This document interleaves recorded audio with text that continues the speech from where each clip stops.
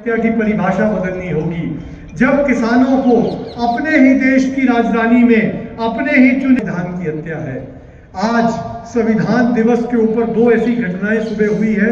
मैं सभी सभासदों को भी उनके बारे में, मंच पे आसीन लोगों को भी बताना चाहता हूं।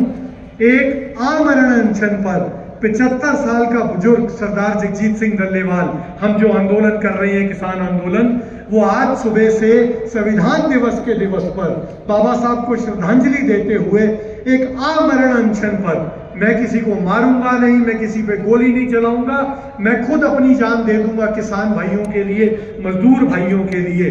क्योंकि इस बार हमने जो आंदोलन किया है किसान आंदोलन, उसके अंदर आदिवासी भाइयों की 5वीं अनुसूची की उसमें डिमांड भी है, उसमें मजदूरों के लिए नरेगा की डिमांड है, MSP की डिमांड है।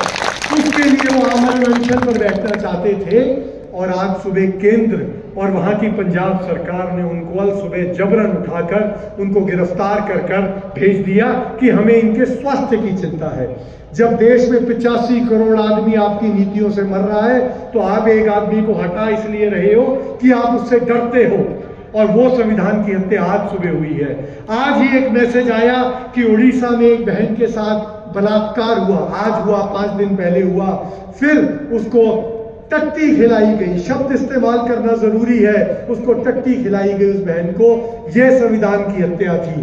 बड़ी बड़ी बातें, बड़े बड़े सेमिनारों से कुछ नहीं होगा। अब हमें उस मूल बात पे आना होगा कि हम उस पर लड़ेंगे कैसे। वो मलिक साहब बता कर गए आपको, कभी कोई चिलमन से, कोई पर्दे से चुप करके बैठा है, आज तेरी बारी है, कल मेरी बारी है।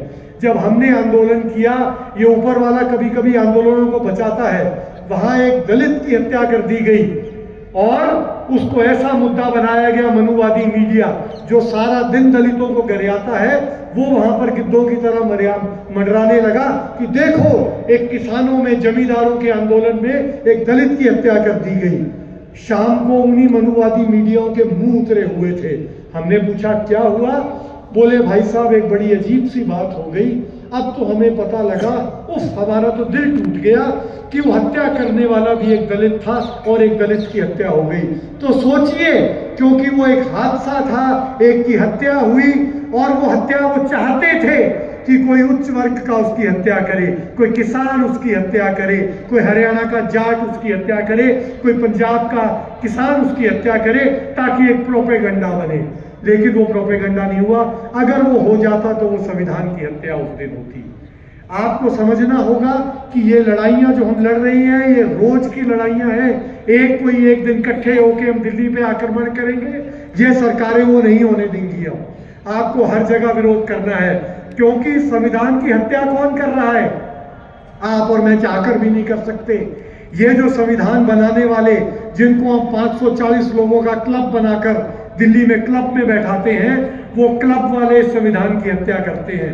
उसको कहते हैं संशोधन किया है, अमेंडमेंट दिया है हमने इसके अंदर, और अमेंडमेंट देते ही 540 में से 270 चोर ही तो चाहिए। वो 270 275 चोर बैठकर आपके हितों के खिलाफ फैसला कर लेते हैं और वो कानून बन जाता है, और वो संविधान के हिसाब से वो अत्याचार अगले दिन से संवैधानिक हो जाता है। इस देश में आजादी की लड़ाई के बाद जब इमरजेंसी लगी, वो भी संविधान के हिसाब से लगी। जब 3 काले कानून लाए गए, वो भी संविधान के हिसाब से लाए जा रहे थे। और अब जो इस सर्दियों में कानून पेश होंगे, सारे खाने के ऊपर लाए जा रहे हैं, मीडिया के ऊपर लाए जा रहे हैं, उनको भी संविधान के हिसाब से लाया जाएगा। लेकिन हमें देखना है उनका हिसाब और हमारा हिसाब अलग है। वो आपके मारने के हिसाब से अमेंडमेंट ला रहे हैं, हमें वो अमेंडमेंटों का विरोध करना होगा।